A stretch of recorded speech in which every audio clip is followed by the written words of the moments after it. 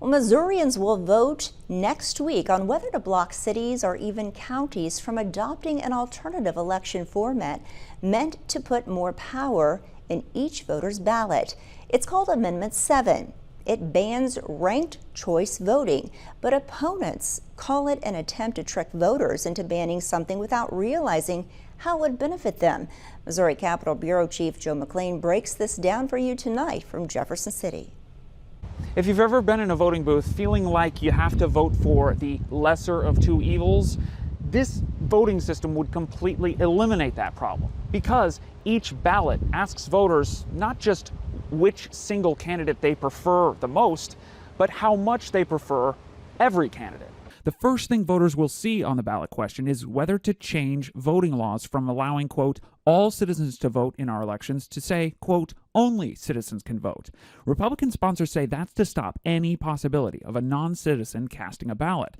But opponents argue anyone trying to exploit that loophole would have to go to court first anyway.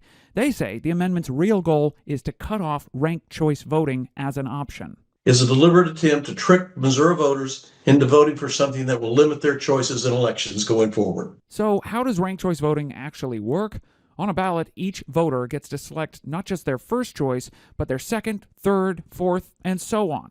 Then everyone's first choice is added up, and if a candidate has a majority, more than 50%, they win, no different than any other election. But what if no candidate gets more than 50% of the votes? For a real-world example of this, we can look at the Republican primary for Secretary of State.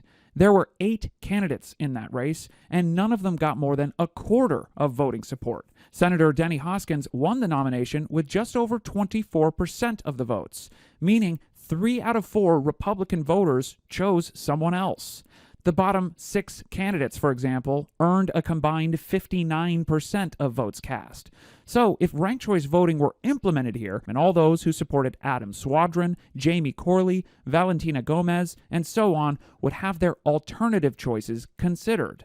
This process ensures that anyone who wins an office was able to convince a majority of voters to mark that name on their ballot.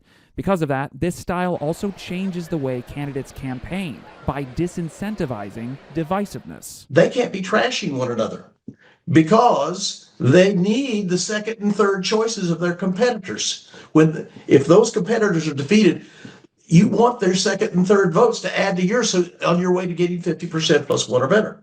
And that means less negative campaigning and fewer attack ads, making races less about personalities and more about issues. Those opposed to ranked choice voting say it's just too confusing for voters to understand and therefore to trust. I think the ballot itself could be confusing because you're trying to figure out not only the candidate that you would like to see elected, but who's your second preference, who's your third, who's your fourth, what variables come in. It just makes it harder for the citizens to vote, and it becomes very confusing. Still, even Cites admits ranked choice voting would open the door to third-party candidates because voters would no longer be worrying about a spoiler vote. That's why many candidates like Senate hopeful Jared Young are pushing for the reform. So obviously, it could be a really incredible tool for breaking the two-party system, as you said, or rather fixing the two-party system. So you get the best of both worlds, and it would really help kind of break us loose from this place we feel ourselves stuck in and frustrated with right now. Some local St. Louis elections already use ranked choice voting, and this amendment would not affect those municipalities if passed, but it would prevent any other local government from trying it. In Jefferson City, Joe McLean, WGEM News.